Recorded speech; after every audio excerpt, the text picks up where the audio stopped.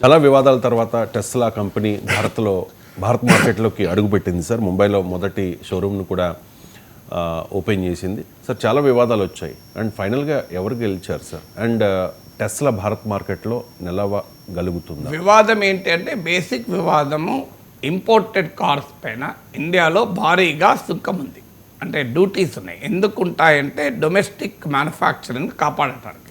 ఇప్పుడు విదేశీ కారు చౌకగా వచ్చి ఇండియన్ మార్కెట్లో వస్తే ఫారిన్ కార్లు మన కన్జ్యూమర్స్ కొంటుంటారు. కన్జ్యూమర్కి ఏది కావాల్సింది, ఏది చీప్ అయితే అది కొంటాం. ఎప్పుడైనా ఒక ఫారిన్ ప్రొడక్టు మన దేశంలోకి వచ్చి మన దేశీయ ఉత్పత్తుల కన్నా చీప్ అయితే మన దేశీయ ఉత్పత్తుల అమ్మకాలు తగ్గి దేశంలో ఉత్పత్తి తగ్గిపోతుంది, తయారీ రంగం దెబ్బతింటుంది, మ్యానుఫ్యాక్చరింగ్. అందుకొరకు వివిధ ఉత్పత్తుల పైన ఇంపోర్ట్ డ్యూటీస్ పెడుతూ ఉంటారు. సో అందులో ఈ లగ్జరీ కార్స్ పైన, ఇంపోర్టెడ్ కార్స్ పైన భారీగా దిగుమతి సుంకం ఉంటుంది, ఇంపోర్ట్ డ్యూటీ ఉంది. దీన్ని ట్రంప్ వ్యతిరేకిస్తున్నాడు, మస్క్ వ్యతిరేకించాడు. దీనివల్ల మేము భారత మార్కెట్లో అమ్ముకోలేకపోతున్నారు అని ట్రంప్, మస్క్ లాంటి వాళ్ళు ఎప్పటి నుంచో వాదిస్తున్నారు. ఇదే కాకుండా హార్లీ డేవిడ్సన్ బైక్స్ పైన, టెస్లా లాంటి కార్ల పైన. సో అందువల్ల ఇంపోర్ట్ డ్యూటీస్ని తగ్గించాలనేది Trump demand, Elon Musk demand. ఇది ఆల్రెడీ బడ్జెట్లో తగ్గించారు. భారత ప్రధానమంత్రి అమెరికా వెళ్ళే ముందు, ట్రంప్ మిత్రుడు కదా అప్పటికి, ఇంకా ఇలాన్ మస్క్ ట్రంప్ల మధ్య జబర్దస్తి బంధం నడుస్తున్నట్టు కాలం. సో ట్రంప్ను మెప్పించడానికి ఇలాన్ మస్క్ను మెప్పించాలి, ట్రంప్ను ఒప్పించాలంటే ఇలాన్ మస్క్ను మెప్పించాలి అని బడ్జెట్లోనే ఈ లగ్జరీ వెహికల్స్ పైన భారీగా సుంకాన్ని తగ్గించారు, అరౌండ్ 70%. ఇప్పుడు ఇంపోర్టెడ్ కార్స్ పైన 60% 100% మధ్యలోనే ఉంది. సో భారీగా తగ్గించడంతోనే టెస్లా మొదటి విజయం.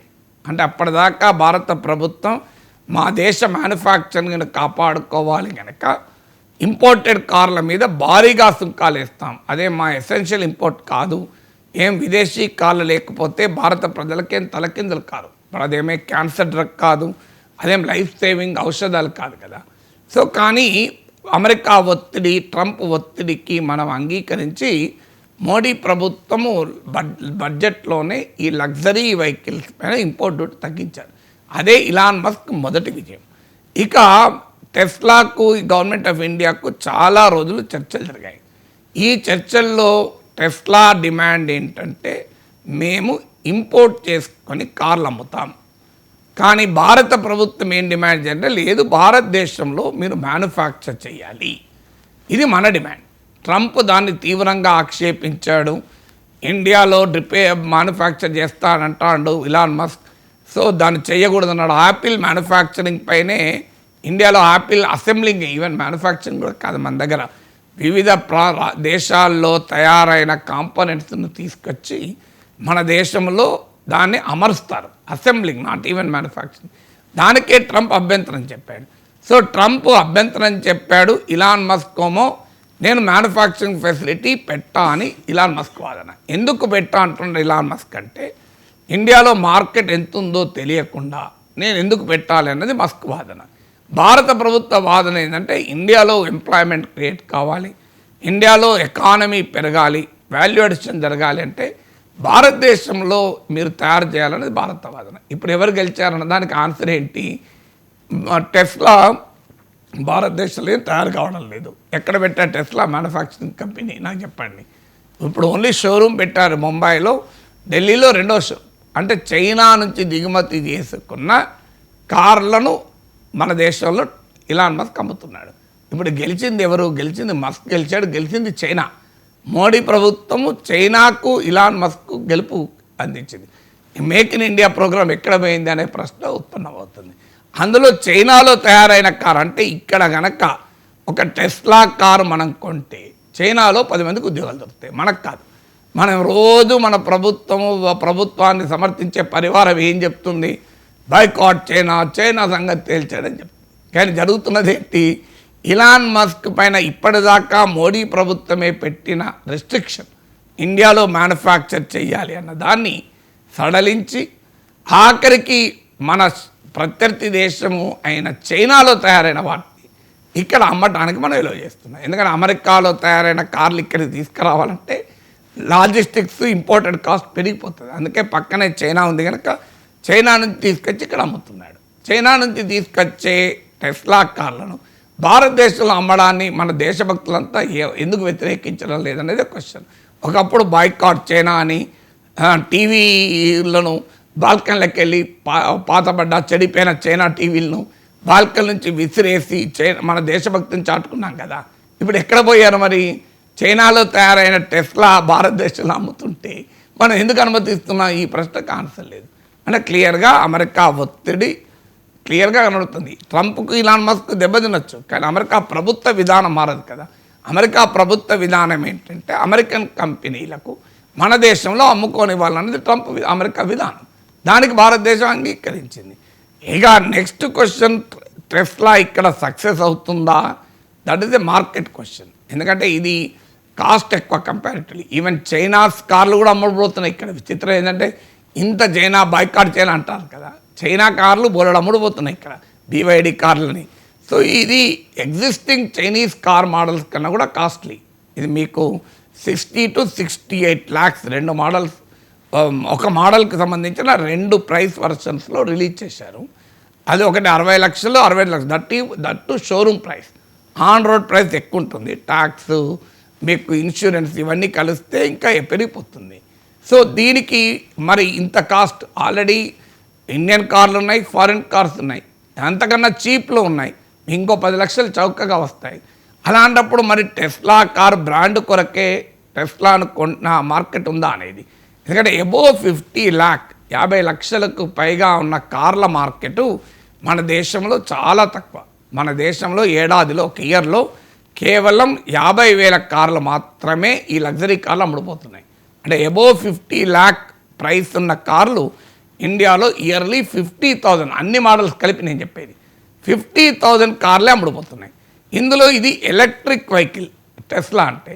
సో మన దేశంలో ఎలక్ట్రిక్ వెహికల్ పెనట్రేషన్ ఇంకా తక్కువ, ఎందుకంటే ఛార్జర్ నెట్వర్క్ ఇవన్నీ ఇబ్బందులు ఉన్నాయి. సో ఒక 5% 10% అనుకుందాం ఎలక్ట్రిక్ భవిష్యత్తులో ఎంత అవుతుంది? 2,500 to 5,000 మించి ఉండదు. ఇవన్నీ టెస్లా అయితే, ఎందుకంటే ఎలక్ట్రిక్ కార్ మార్కెట్లో మళ్ళీ బోలెడు ఉన్నాయి కాంపిటీటర్స్. సో అయినా కూడా ఏడాదిలో ఎన్ని అమ్మగలుగుతాడు? ఫ్యూ థౌజండ్ అమ్మగలుగుతాడు. ఫ్యూ థౌజండ్ అమ్మితే నిజంగానే గిట్టుబాటు అవుతుందా మార్కెట్లో ఇంత నిష్ సెగ్మెంట్ అనేది క్వశ్చన్. అందులో 60% to 100% ఇంపోర్ట్ డ్యూటీ ఇప్పటికీ ఉంది. మరి అందువల్ల ఇది ఎంతకాలం కూడా చైనాలో టెస్లా కార్లు 6.5 లక్షలు అమ్ముడుపోతుంది ఇయర్లీ. అందుకే నీకు ఇండియాలో మ్యానుఫ్యాక్చర్ చేయమంటే మస్క్ ఒప్పుకోవడం లేదు. ఎందుకంటే చైనాలో 6.5 lakh కార్స్ పర్ ఇయర్ అమ్ముతున్నాడు. సహజంగానే అక్కడ మార్కెట్ అంత ఉన్నది కనుక అక్కడ మ్యానుఫ్యాక్చర్ చేస్తున్నాడు. ఇక్కడ అసలు టెస్లా కార్ ప్రైస్లో అమ్మే మొత్తం కార్లే 50,000, మోర్ దెన్ 50 lakh కార్ అమ్మేది ఓన్లీ 50,000. మరి ఇక్కడ నేను ఎట్లా మ్యానుఫ్యాక్చర్ చేస్తా అనేది ఇలాన్ మస్క్ వాదన. కానీ ఇండియాలో మ్యానుఫ్యాక్చర్ చేస్తేనే ప్రైస్ తగ్గి మీకు కనీసం కొనే అవకాశం కూడా ఉంటుంది. ఎందుకంటే Indian market is a very price sensitive market. దీనికి తోడు టెస్లా ఎందుకు కొంటారు అమెరికాలోనైనా, దానికి ఉన్నటువంటి బ్రాండ్ వాల్యూతో పాటు మీకు మన వాళ్ళు కూడా చాలామంది ఉంటారు. మా సొంత అన్నయ్యనే అమెరికాలో డలాస్లో ఉంటాడు, ఆయన టెస్లా కార్ కొన్నాడు. నేను కూడా అమెరికా వెళ్ళినప్పుడు ఆయన టెస్లాలో ప్రయాణం కూడా చేశాను. దాంట్లో ఉన్న గొప్పతనం అంటే అట్రాక్టివ్నెస్ ఏంటి? ఒకటి అటానమస్ కార్, అంటే డ్రైవర్ అవసరము లేకుండా ఆ కార్ నడుస్తుంది. ఈవెన్ నాకు గుర్తున్నంత వరకు అమెరికాలో కూడా రోడ్ పైన వెనకాల కూర్చొని నడపరు, ఆ స్టీరింగ్ దగ్గర పట్టుకొని ఉంటారు, కానీ అదే నడుస్తుంటుంది కానీ కూర్చోవాలి. ఇంకా అమెరికాలో రూల్స్ కంప్లీట్గా డ్రైవర్ లేకుండా అక్కడ కూర్చోకుండా డ్రైవర్ సీట్లు ఎవరు లేకుండా నడిపే పర్మిషన్ లేవు. ఎందుకంటే మా అన్నయ్య నడిపేటప్పుడు చూశాను, కారులో కాలనీలో మాత్రమే మా అన్నయ్య నాతో పాటు వెనకాల కూర్చుంటే కారు నడిచింది అటానమస్గా, డ్రైవర్ లేకుండా. రోడ్డు మీదనైతే మా అన్నయ్య కూర్చొని ఉన్నాడు. ఎయిర్పోర్ట్ నేను అడిగాను కూడా, ఏంటనే మరి డ్రైవర్ లెస్ అంటారు కదా, డ్రైవర్ లెస్సేరా, నేనేం నడపడం లేదు, వట్టి కూర్చున్నా, ఇంకా రూల్స్ అనుమతించడం లేదని. ఇండియాలో డ్రైవర్లెస్ కార్లు సాధ్యమా? మన నితిన్ గడ్కరీ అతను స్టేట్మెంట్ ఇచ్చాడు, అటానమస్ కార్లు ఇండియాలో పెడితే కొన్ని లక్షల మంది డ్రైవర్లు ఉద్యోగాలు పోతాయి. ఉద్యోగాలు పోవడం తర్వాత సంగతి. మన దగ్గర అన్ని పద్ధతి ప్రకారం రోడ్డు పైన పోతుంటేనే ఎవడొచ్చి గుద్దుతాడో తెలియదు. వీళ్ళు అటానమస్ కారు ఆ రోడ్డు కరెక్ట్గా పోగలుగుతుందా అనేది it's a very big question. తర్వాత రెండవది ఏంటంటే టెస్లాకు ఉన్న advantage supercharger network. Electric వెహికల్స్లో ఉన్న పెద్ద ఛాలెంజ్ ఏంటంటే ఛార్జింగ్. మీకు పెట్రోల్ బంక్ అంటే ఎక్కడక్కడ దొరుకుతుంది. ఇప్పుడు గ్యాస్ కార్లే మనం ఇబ్బందులు పడుతుంటాం. మనం గ్యాస్ కార్లు ఉన్న వాళ్ళు చెప్తుంటారు టైంకు దగ్గరలో గ్యాస్ స్టేషన్ లేకపోతే ఇబ్బంది పడతారు. ఇప్పుడు గ్యాస్ స్టేషన్లు పెరిగాయి. అందుకే మన దేశంలో హైబ్రిడ్ కార్లు వస్తున్నాయి. అంటే ఎలక్ట్రిక్ కార్ ఉంటుంది, పెట్రోల్ కార్. అంటే ఎలక్ట్రిక్ ఛార్జ్ అయిపోతే ఆటోమేటిక్గా అది పెట్రోల్ కార్గా మారిపోతుంది. అలాగే గ్యాస్, పెట్రోల్, ఎందుకంటే ఈ మల్టిపుల్ ఆప్షన్స్ ఉంటాయి, హైబ్రిడ్ కార్స్ అంటారు. ఎందుకంటే ఇండియాలో ఉన్న ప్రత్యేకత మనకున్న ఛార్జర్ నెట్వర్క్ చాలా తక్కువ ఛార్జింగ్ నెట్వర్క్. సో ఇప్పుడు టెస్లాకు ఉన్నదంటే టోటల్గా 70,000 ఛార్జర్ స్టేషన్స్ ఉన్నాయి. వాటి సూపర్ ఛార్జర్ స్టేషన్స్ అంటారు. అంటే చాలా ఫాస్ట్గా ఛార్జింగ్ అవుతుంది. ఛార్జింగ్ అవడమే కాదు, చాలా ఫాస్ట్గా ఛార్జింగ్ కావాలి, లేకపోతే ఇబ్బంది అవుతుంది. సో చాలా ఫాస్ట్గా ఛార్జింగ్ కాకపోతే మనకు నోకియా డబ్బా ఫోన్ ఉన్న రోజుల్లో స్మార్ట్ ఫోన్ కానప్పుడు అది ఒక్కసారి ఛార్జ్ చేస్తే 3 రోజులు ఉండేది నాకు. ఇప్పుడు ఐఫోన్ వాడుతున్న పరిస్థితి ఏంటి, అది 5-6 గంటల్లో ఛార్జింగ్ అయిపోతుంది. అందువల్ల ఒక లగ్జరీకి పోతే దాంతో వచ్చే ఇబ్బంది కూడా అదే. సో దీంతో ఇబ్బంది ఏంటి అంటే సూపర్ ఛార్జర్. ఇండియాలో ఉన్న సూపర్ ఛార్జింగ్ స్టేషన్లు ఇప్పటివరకు లేవు. మీకు టోటల్గా 70,000 ఉంటే అందులో 30,000 సూపర్ ఛార్జింగ్ స్టేషన్స్ అంటే వేగంగా ఛార్జ్ అయ్యేవి అమెరికాలోనే ఉన్నాయి. చైనాలోనే 2,000 ఉన్నాయి. మంత్కు ఇయర్లీ 6.5 లక్షల కార్లు అమ్మే చోట మీకు యూరోప్లో 1,000 ఉన్నాయి. ఇండియాలో లేవు, మీడియాలో అంచనా ప్రకారం చెప్తున్నా. సో అందువల్ల టెస్లాకున్న 2 ప్రత్యేకతలు. దాని ప్రైస్ ఎక్కువ ఉన్నా ఎందుకు కొంటున్నారంటే ఒకటి అటానమస్ క్యారెక్టర్, అది ఇండియాలో లేదు. ఇతర సమీప భవిష్యత్తులో వచ్చే అవకాశం లేదు.